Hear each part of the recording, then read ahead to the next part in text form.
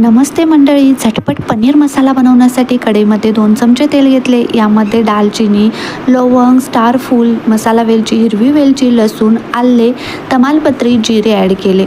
तसेच लांब आकारामध्ये कट केलेले 4 मीडियम साईजचे कांदे, 2 मिरच्या ॲड केल्या, हलकेसे परतून घेतले आणि लांब आकारामध्ये कट केलेले 4 टोमॅटो ॲड केले. चवीनुसार मीठ ॲड केले. टोमॅटो वितळे तोपर्यंत परतून घेतले.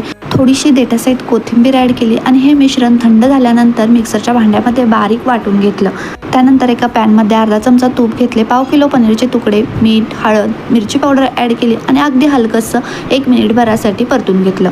कढईमध्ये 2 चमचे तेल, 1 चमचा बटर घातलं, मिरची पावडर घातली आणि आपण बनवून घेतलेली पेस्ट ॲड केली आणि तेल सुटेपर्यंत चांगली परतून घेतली. यामध्ये 1 कप पाणी ॲड केले. मंद गॅसवरती झाकण लावून परत एकदा शिजवून घेतलं आणि यामध्ये काजू आणि मगज बीची पेस्ट ॲड केली. झाकण लावून 5 मिनिटं परत एकदा मसाला शिजवून घेतला. पनीरचे तुकडे ॲड केले. डिटेल रेसिपी पाहण्यासाठी स्क्रीनवर